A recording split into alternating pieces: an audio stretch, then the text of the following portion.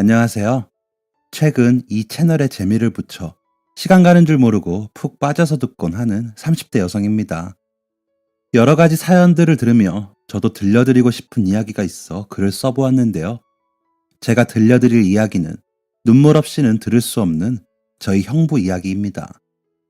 지금은 형부가 저희 가족의 도움으로 행복하게 사는 모습이 참 아름답지만 가끔 옛일을 생각하면 아직도 가슴 한 곳이 바늘로 찌르는 것처럼 마음이 아프기도 해요. 너무 멋지고 좋은 사람인 우리 형부가 앞으로는 힘든 일 없이 행복하게만 살길 바라는 마음으로 사연을 제보해 봅니다. 형부는 어린 시절부터 저희 가족과 무척 친하게 지내고 가족들끼리 교류도 많이 하면서 같이 자란 사이예요. 저와 나이 차이도 별로 안 나고 언니와는 동갑이어서 마치 한 가족처럼 함께 어울려 여행도 가고 친하게 지냈는데 형부가 대학생일 때 형부 부모님이 교통사고로 그만 형부 혼자 남겨놓고 하늘로 떠나버리셨습니다. 외동이라 다른 형제가 없었던 형부의 충격과 고통은 상상할 수도 없을 정도였죠.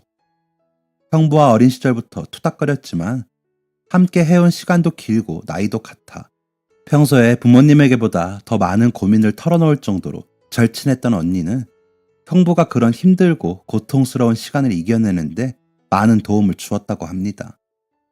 겨우겨우 형부가 트라우마에서 벗어나 일상생활을 할 수 있을 정도로 충격을 이겨냈을 때쯤 형부와 언니의 관계는 발전해 자연스럽게 연인관계가 되었고 그렇게 결국 결혼까지 하게 되었네요.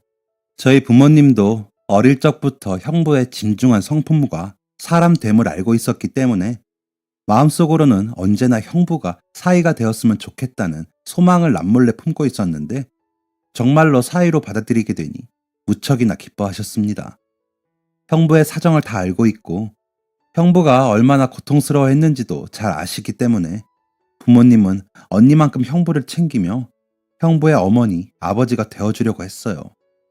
그런 부모님의 사랑과 응원을 가득 받아서 그런지 형부와 언니는 정말 누가 봐도 예쁜 부부였습니다. 사정을 잘 모르는 처음 보는 사람들이라도 형부와 언니를 보고 정말 예쁘고 잘 어울리는 신혼부부라며 칭찬 한마디씩 하고 지나가실 정도였어요. 저도 그런 형부를 보며 형부 같은 사람과 결혼하고 싶다는 마음을 먹을 정도로 형부는 애처가였고 가정적인 사람이었습니다.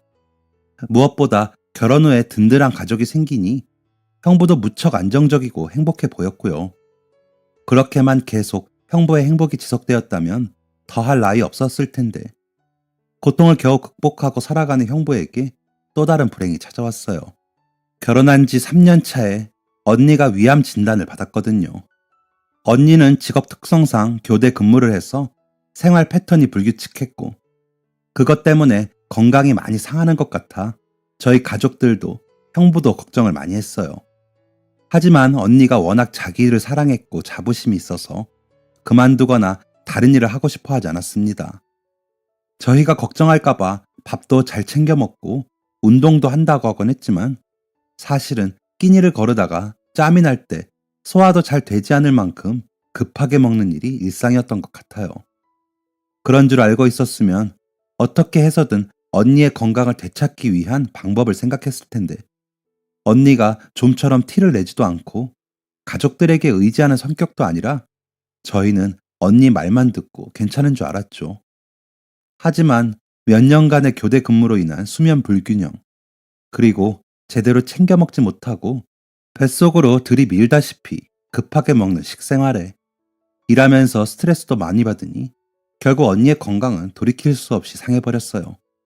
그 고집세고 씩씩하던 언니도 잠깐 쉬어야겠다고 인정하게 되었을 정도로 건강이 상해버렸을 때는 이미 손쓰기엔 도리가 없을 정도로 많이 늦은 상황이었습니다.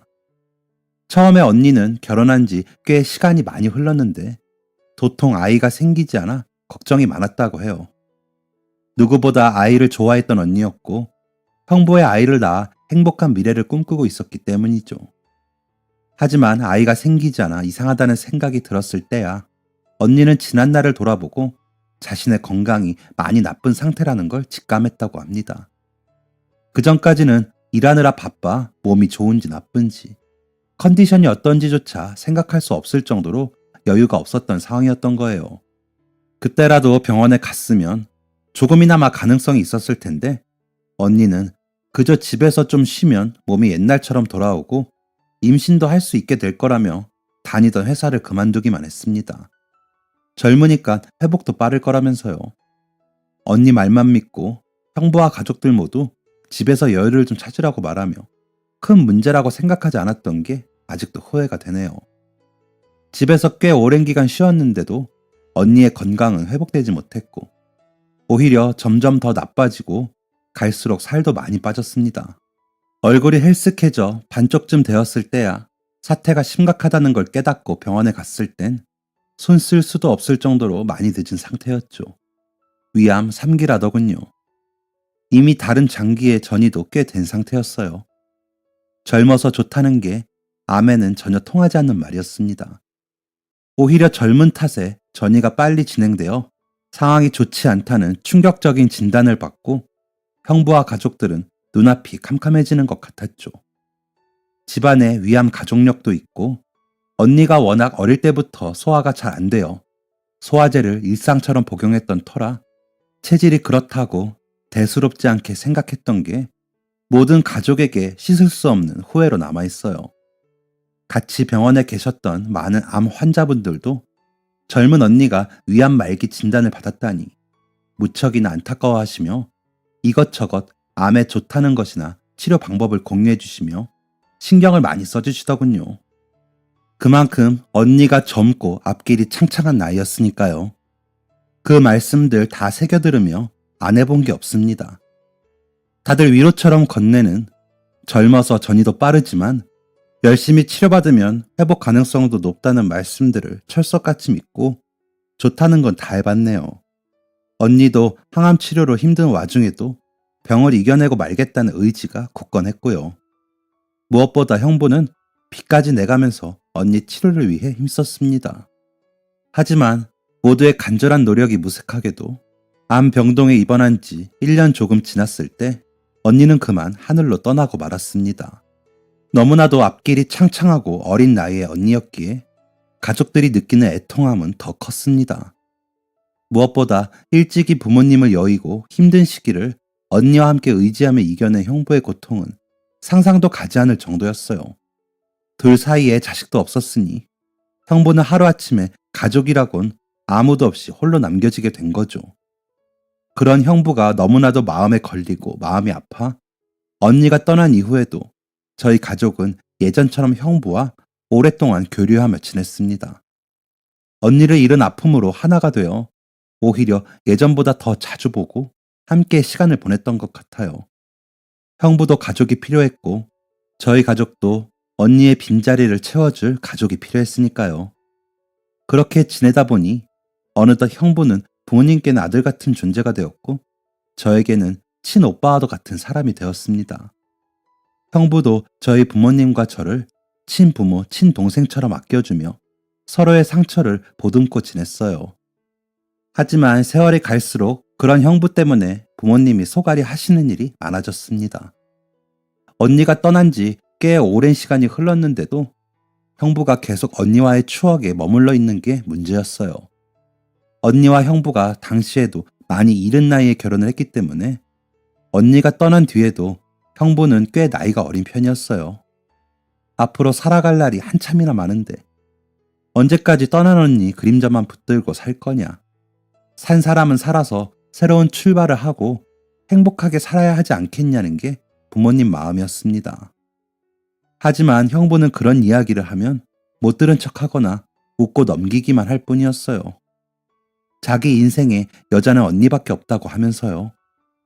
부모님도 처음에는 그렇게 말하는 형부에게 고마운 마음이 들기도 했지만 점점 형부가 친아들처럼 각별한 존재가 되자 형부의 그런 태도가 더 부모님의 속을 태우는 것 같았어요. 형부가 부모님을 여의고 나서부터 심한 우울증이 있어서 약을 복용해왔는데 언니와 교제하고 결혼하면서 마음의 안정을 찾아 약을 서서히 중단했었거든요. 그런데 언니가 죽고 나서 다시 우울증 치료를 받고 불면증으로 밤에 잠도 못 자서 볼 때마다 얼굴이 상해 있는 게 제가 보기에도 마음이 아픈데 부모님 마음은 어떠셨겠어요? 혼자서는 밥도 잘 안 챙겨 먹는 형부가 속상해 부모님이 자주 집으로 불러 식사를 챙겨주셨고, 형부가 평소에 좋아하던 것들 바리바리 싸서 주기적으로 반찬을 보내줘도 형부 얼굴빛이 나아지질 않았습니다. 어머니가 한 번은 반찬 싸주시면서 장난치듯이 아들내미 언제까지 챙겨주냐고, 새 며느리 데려와서 같이 밥도 챙겨 먹고 해야 되지 않겠냐고 했는데, 형부가 그 말 듣고도 그냥 웃기만 하다가 이렇게 말하더군요. 그래도 어머니 싸주시는 반찬 들고 가서 밥그릇 2개에서 밥 먹으면 혜영이 있을 때 같이 밥 먹던 생각도 나고, 그래서 참 좋더라고요. 혼자 먹는 것보다 맛있기도 하고, 혜영이가 어머니 닮아서 요리도 참 잘했잖아요. 어머니한테 요리 배워서 어머니 요리 먹으면 우리 혜영이가 해준 밥 먹는 것 같아서 외롭지가 않아요. 정말 담담하게 일상 이야기하듯이 이렇게 말하는데, 듣고 있던 저희 어머니와 제 속이 턱 막히는 기분이었습니다. 그래도 저희 가족들이랑 있으면 웃기도 하고 밥도 2그릇씩 먹기도 하고 밝고 긍정적인 형부 성격 그대로였는데, 혼자서 집에서 밥 챙겨 먹으면서 얼마나 외로울까 하는 생각에 마음이 너무 안 좋더라고요. 하늘로 떠나고 없는 언니 몫에 밥그릇까지 놓고 식탁을 차린다는 것도 마음이 너무 아파서 형부 말에 대꾸도 제대로 못하고 눈물 참느라 애썼어요. 형부 때문에 마음 아픈 건 이뿐만이 아니었습니다. 한 번은 형부의 생일이었어요. 형부가 가족도 없고 언니도 없어 생일인데 혼자 보내는 게 마음이 걸려 언니가 떠난 후로는 저희 집에서 챙겨주고 있었거든요. 그런데 그날은 형부가 출장을 갔다가 늦게 돌아오는 날이라 어머니가 미역국이나 잡채, 갈비찜 같은 생일상 차려서 반찬으로 싸주시기로 했어요. 그런데 형부가 퇴근하고 저희 집까지 들렀다가 오면 많이 늦을 것 같고 형부도 피곤할 것 같아서 제가 어머니를 태우고 형부 집에 반찬을 갖다 놓기로 했어요. 형부에게 이야기를 하니 형부가 안 그래도 된다고 극구 만류했지만 어머니가 생일날 미역국은 먹어야 된다고 하도 고집을 부리니 못 이기고 집 비밀번호를 알려주더라고요. 그렇게 언니가 하늘로 떠난 뒤 처음으로 몇 년 만에 형부 집을 방문하게 되었습니다. 그런데 비밀번호를 치고 들어가자마자 눈물이 핑 돌았어요. 집이 몇 년 전 언니가 살아있을 때 방문했던 그대로인 겁니다. 언니 옷, 화장품, 언니가 쓰던 이불이나 가구 하나도 버린 게 없고 그대로 깨끗하게 정리되어 있고, 거실에는 언니가 생전에 좋아했던 튤립이 화병에 한가득 담겨 있더라고요.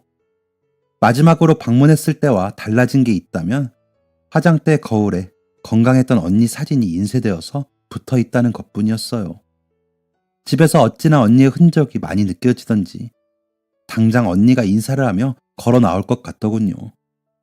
그에 비해 형부 물건은 옷도 화장품도 너무 간소한 거 있죠. 사람이 이런 것만 가지고 살 수 있나 하는 생각마저 들 정도로요. 모든 게 언니에게 맞춰져 있고 형부가 집안에 살고 있다는 흔적은 몇 개 안 되는 옷가지와 화장품, 그리고 식탁 위에 아무렇게나 놓여진 우울증 처방약뿐이었습니다. 반찬을 넣으려고 냉장고를 열어보니 냉장고도 언제 밥을 해먹고 안 먹었는지 텅텅 비어 있고요. 부엌 선반엔 그 흔한 라면 하나 없더라고요. 거기다 겨울이라 날이 많이 추웠는데도 언니가 좋아하던 얇은 담요 하나를 침대에 두고 쓰고 있는 형부를 보자 가슴이 찢어지는 것 같았습니다. 언니가 열이 많아서 두꺼운 이불을 안 덮고 잤는데 형부는 추위를 많이 타는 체질이거든요. 혼자 집에서 많이 춥고 외로울 텐데 언니가 얇은 담요 좋아한다고 미련하게 언니가 쓰던 담요 하나만 꺼내놓고 살고 있는 거 있죠. 그렇다고 떠난 언니가 돌아오는 것도 아닌데 가슴에 뭐가 박힌 것처럼 콱 막히고 아파서 집 구석구석을 둘러보며 참 많이도 울었습니다. 형부가 돌아올 때까지 집안에서 펑펑 울다가 뒤늦게 퇴근한 형부를 붙잡고 어머니가 소리를 막 지르셨어요. 사람답게 살아야지. 이러면 죽은 혜영이가 돌아오냐고. 산 사람은 살아야지. 왜 아직도 이렇게 사냐는 말에 형부는 또 매번 그렇듯이 쓴 웃음만 지었습니다. 이날 이후로 어머니는 충격을 받고 형부를 그냥 놔두면 안 된다고 생각하신 것 같아요. 장난치듯이 타박하는 게 아니라 진지하게 술 한잔 하면서 설득도 해보고 화도 내보고 울며 소리도 질러봤지만 형부 고집을 꺾는 게 보통 일이 아니더라고요. 결국 부모님이 마지막 최후의 보루로 다시는 집에 오지 말라고, 새 사람 만나서 그 사람하고 새로운 가정 차리고 행복하게 살라고 협박 아닌 협박을 하자 형부가 마침내 현관문에서 주저앉아 통곡을 했습니다. 자기 여기서 내치면 죽으라는 거랑 같은 거라고. 그나마 저희 가족들이 있어 겨우겨우 사는 건데 제발 자기 내치지 말라고 애걸복걸 하는데, 그 커다란 덩치로 현관에 주저앉아 우는 약한 모습을 보니 저희 가족도 마음이 무너져 내려서 정말 온 가족이 형부를 끌어안고 엉엉 울었어요. 우리 형부 이렇게 착하고 성실한 사람인데 뭘 그리 잘못했다고 이렇게 힘들게 하는지 하늘을 향해 욕이라도 하고 싶은 마음이었습니다. 평소 무뚝뚝하고 부끄러워 애정 표현도 잘 못하시던 아버지도 고개 돌려서 펑펑 울고 계시더라고요. 그 뒤로는 그냥 부모님도 포기하시고 다시 원래대로 돌아가서 주에 두세 번은 형부와 같이 저녁 식사하고 명절도 같이 보내고 가족 여행도 가고 반찬도 주기적으로 싸서 들려 보내주는 그런 나날이 반복되었습니다. 저도 저 나름대로 형부와 따로 술자리도 가져가면서 이런저런 이야기를 나눠보았지만, 새로운 사람을 만나는 게 너무나도 사랑한 언니를 배신하는 것 같고 자꾸 소중한 사람을 잃어버리는 것에 큰 공포심을 가지고 있는 형부의 마음을 열기는 역부족이었어요. 그래서 결국 도피하듯이 이렇게 살다 보면 형부에게 먼저 좋은 사람이 나타날 거라고, 그때가 되면 저희 가족이 모든 힘을 모아 형부를 도와주자는 결론이 났어요. 그날이 꼭 오길 고대하고 있었는데 정말 간절히 바라면 이루어진다는 말이 맞나 봐요. 간절히 바라던 형부의 새 출발이 정말로 이루어졌거든요. 형부를 새로운 삶으로 이끌어준 건 바로 다름 아닌 저와 어린 시절부터 절친했던 소꿉친구 가연이입니다. 가연이도 형부처럼 한 동네에서 함께 자라면서 동고동락했던 무척 친한 친구인데요. 저보다 나이가 1살 어린 동생이지만 제가 생일이 늦은 편이라 서로 편하게 부르며 아직도 연락을 하고 있어요. 가연이가 대학생 때까지는 적어도 일주일에 두세 번은 만나서 이야기를 나누곤 했는데, 대학교 졸업 후에 공부를 더 하고 싶다며 미국으로 유학을 가는 바람에 꽤 오랜 시간 만나지 못하고 있었습니다. 그런 가연이가 공부를 다 마치고 한국으로 돌아온다고 하더군요. 형부와도 어린 시절부터 함께 어울려 친하게 지내던 사이여서 가연이가 오는 날에 맞춰 공항으로 마중을 나가기로 했어요. 가연이 부모님이 가연이를 미국으로 보내고 난 뒤 고향으로 귀향하셨기에 공항까지 마중 나오시기가 힘든 상황이기도 했고, 저희도 몇 년 만에 보는 가연이를 볼 생각에 설레서 소식을 듣자마자 바로 가기로 했죠.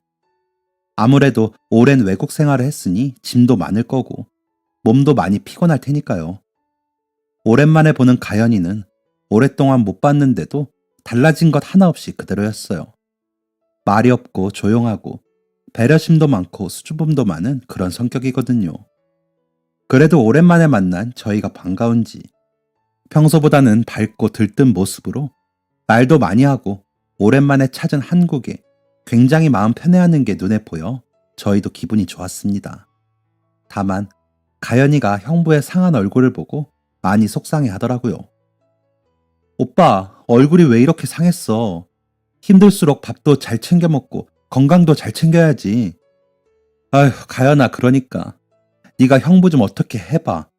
우리 가족이 몇 년째 잔소리하고 있는데 맨날 저렇게 웃기만 하고 대답도 안 한다. 잘됐다. 잔소리할 사람이 하나 더 늘었네. 가연이 네가 책임지고 데리고 다니면서 밥도 좀 먹이고 놀러도 가고 해봐. 알겠어, 언니. 오빠, 나 한국 와서 먹고 싶은 거 많았거든. 긴장하고 있어. 다 먹으러 갈 테니까.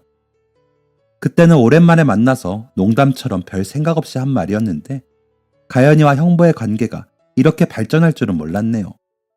가연이는 정말 먹고 싶은 게 많았던지 형부와 저를 데리고 이곳저곳 식당도 많이 가고 관광지도 많이 돌아다녔습니다.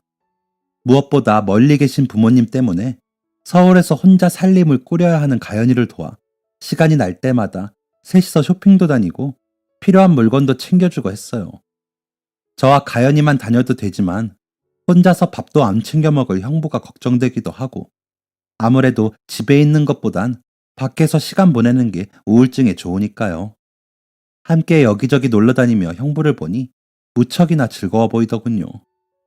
언니가 하늘로 떠난 뒤에 형부와 둘이서 만나 식사를 하거나 가끔 뭔가를 나눠주거나 하면서 얼굴 본 적이 많았지만 항상 언니와 함께 했던 생각이 들면 슬퍼지곤 했는데, 가연이를 끼워 셋이서 함께 새로운 추억을 쌓아가니 슬픈 생각이 많이 나지 않아 저도 많이 편했습니다.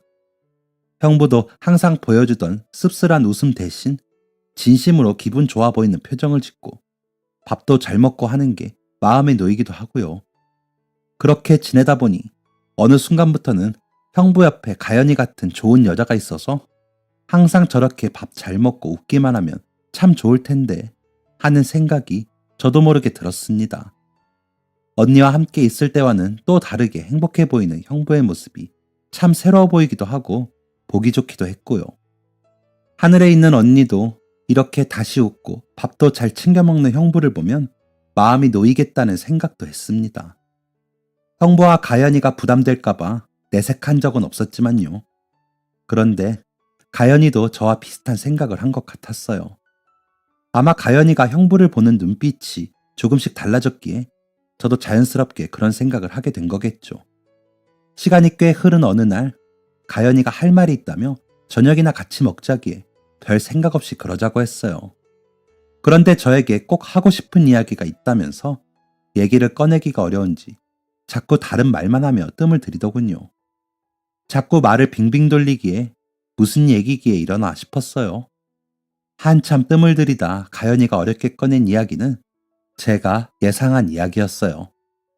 언니, 이러면 안 되는데 자꾸 성민이 오빠한테 마음이 가. 처음엔 오빠 얼굴이 너무 상하고 살도 많이 빠져있기에 마음이 쓰여서 그런가 보다 했는데 그게 아닌 것 같아. 나 정말 못됐지. 혜영이 언니랑 언니한테 너무 미안한데 자꾸 이런 마음을 가지고 오빠를 보면 안 될 것 같아서. 가연이가 어렵게 꺼낸 이야기를 듣고 저는 화가 나거나 섭섭한 마음이 정말 하나도 들지 않았어요. 저도 혼자서 바라고 있던 일인데 오히려 가연이가 용기를 내서 먼저 저에게 그런 이야기를 해주는 게 너무 고맙게만 느껴졌습니다. 마음 한편으로는 드디어 우리 형부도 사람답게 행복하게 살 수 있고 하늘에 있는 언니도 편하게 두 다리 뻗고 쉴 수 있겠다는 생각에 안도감마저 들더군요. 더구나 형부가 만나는 여자가 다른 사람도 아닌 가연이라는 것도 너무 고마웠습니다. 어린 시절부터 봐왔던 터라 이 친구가 어떤 친구고 얼마나 좋은 사람인지 잘 알고 있었기에 오히려 이보다 더 좋은 일이 없다는 생각이 들었어요. 저에게 미안하다고 말하는 가연이의 손을 잡고 뭐가 미안하냐며 너무 고맙고 잘된 일이라고 내가 중간에서 조율해 줄 테니까 형부랑 한번 잘해보자고 이야기를 했네요. 제가 볼 때는 형부도 가연이와 함께 있을 때 진심으로 행복해하고 잘 웃기도 하는 게 가연이에게 분명 마음이 있는데 숨기고 있는 것 같았어요. 저와 함께 하거나 다른 친구들과 있을 때도 잘 웃긴 했지만 그런 웃음과는 다른 정말 행복하다는 웃음을 짓고 있었거든요. 형부의 마음만 열리면 모든 일이 잘 풀릴 거라는 생각이 들었어요. 그날부터 형부와 가연이가 둘이 보내는 시간을 만들어주려고 온갖 노력을 다했습니다. 하지만 지난날 부모님과 제가 울고 불고 화내고 달래가며 설득했던 게 아무 소용이 없을 정도로 고집센 형부의 마음은 열릴 생각도 하지 않더군요. 꿈쩍 안고 있는 형부가 너무너무 답답했어요. 그 사이에서 형부에게 내쳐지고 있는 가연이도 지쳐가는 게 보였습니다. 형부가 가연이를 만날 수 없는 이유라는 것도 답답하기 짝이 없었어요. 나는 어릴 때 부모님도 돌아가시고 결혼하고 나서는 아내랑도 사별한 사람이야. 결혼도 한 번 했는데 내가 어떻게 유학까지 갔다 온 아가씨인 가연이를 만나니? 하늘에서 보면 천벌을 내릴 일이야. 가연이는 더 좋은 사람 만나서 더 행복하게 살아야지. 분명히 자기도 가연이한테 마음이 점점 커지는 것 같은데 이렇게 말하면서 자꾸 부정하려고만 하니 너무 속이 터지더군요. 가연이도 괜찮다고 하고 저희 가족들도 제발 새 사람 좀 만나라고 하는데 자기 혼자서 이러고 있으니 옆에 있는 사람들이 더 지치는 기분이었어요. 가연이가 받는 상처도 걱정이 많이 되고요. 결국 이렇게 답답하게 상황을 이어가다가 결국 가연이가 폭발하고 말았습니다. 가연이에게 전화가 와서 받으니 화가 잔뜩 난 목소리로 그만하겠다고, 형부 포기하겠다고 하더라고요. 무슨 일이냐 물으니 자기가 아무리 형부에게 이야기를 해도 저에게 했던 말과 똑같은 말만 반복하기에 화가 잔뜩 나서 2번 다시는 만나지 말자고 화를 내고 돌아섰다고 하더군요. 친형제처럼 자라온 저희이기에 결국 둘이 그렇게 갈라지는 게 무척이나 안타까웠지만 가연이도 할 만큼 했고 상처도 많이 받아왔기에 어떻게 설득할 방법이 없었습니다. 그저 미련하고 바보 같은 형부를 탓하며 속만 태울 뿐이었어요. 화가 잔뜩 난 가연이를 달래며 타는 속으로 도대체 형부를 어떻게 해야 할지 밤에 잠도 못 자고 그 생각만 했네요. 형부도 형부 나름대로 속상하고 힘든지 그 뒤부터는 저와도 잘 교류하지 않고 회사에만 박혀 있었습니다. 하도 소식이 없기에 전화를 해보면 낮이나 밤이나 회사에 있다고 하더군요. 출장을 가는 일도 많아졌고요. 평소 가끔 출장을 다니긴 했지만 그렇게 자주 다니진 않았기에 갑자기 왜 그렇게 바빠졌냐 물어보니 생각이 많고 가슴이 답답해서 자기가 그냥 지원해서 간다고 하더라고요. 회사에서 바쁘게 일하면 잡생각도 없어지고 마음이 편하다면서요. 처음엔 그냥 그러려니 하고 생각했지만 몇 달 동안 줄줄이 야근해 주말 근무도 매일같이 하는 형부를 보니 걱정이 되기 시작했습니다. 결정적으로 몇 주 만에 형부가 저희 집에 저녁을 먹으러 왔는데 그 전에 잔뜩 상해 있던 얼굴이 오히려 훨씬 나아 보일 정도로 사람이 확 늙어 있는 거예요. 잠을 어찌나 못 잤는지 얼굴은 흑빛이고 다크서클이 거의 뺨까지 내려와 있고요.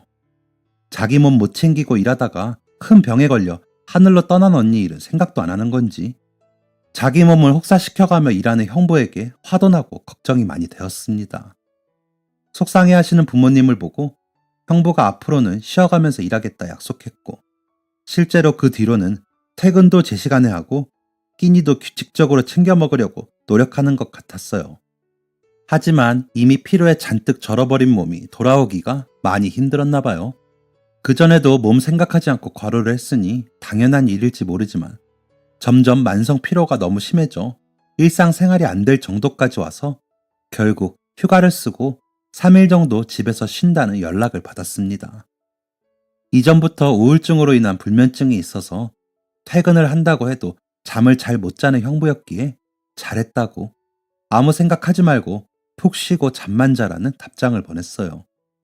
그런데 형부가 그 문자에 답을 안 하더라고요. 평소에는 항상 알겠다는 대답이라도 보내는 형부였기에 이상하다는 생각이 들었지만 많이 피곤해서 그렇겠지 생각하면서 넘기려고 했어요. 그런데 그 뒤로 계속 문자를 보냈는데도 형부에게선 답이 오지 않았고 전화를 아무리 걸어봐도 전화 연결도 되지 않자 심장이 쿵쾅거리기 시작했습니다. 이전에 본 형부의 마지막 모습이 언제 쓰러져도 이상할 것 없어 보였기에 더 큰일 났다는 생각이 들었어요. 하필 그날 저는 회사에 있어 형부 집으로 갈 수 없는 상황이었고 일을 다 끝내고 가기엔 너무 늦을 게 뻔하더군요. 건강을 챙기지 않다가 황망하게 언니를 떠나보냈던 지난날이 생각이 나면서 형부까지 잘못될까 싶어 조바심이 나기 시작했습니다. 저에겐 형부가 친오빠였고 가족이나 다를 바 없이 소중한 사람이었으니까요. 그때 머릿속에 퍼뜩 가연이 생각이 났어요. 가연이가 형부와 2번 다시 보지 않겠다고 화를 냈지만 정말 형부가 쓰러졌을지도 모른다는 생각을 하니 지푸라기라도 잡아보고 싶더라고요. 다행히도 급하게 건 제 전화에 가연이도 걱정이 많이 되었는지 뒤도 돌아보지 않고 바로 형부 집으로 향했습니다. 혹시 몰라 예전에 형부에게 받아놨던 비밀번호를 알려줬는데 다행히 비밀번호가 바뀌진 않아 문을 열고 들어갈 수 있었다고 하더라고요. 초인종을 눌러도 문이 열릴 생각을 하지 않기에 제가 가르쳐준 비밀번호를 치고 들어가니 형부가 침대에 미동도 없이 쓰러져 있었대요. 처음에는 자는 줄 알고 형부를 흔들어 깨웠는데도 움직임이 없어서 놀란 가연이는 바로 119에 연락을 했고, 다행히 빠른 시간 내로 구급차가 도착해서 형부를 데리고 응급실로 갈 수 있었습니다.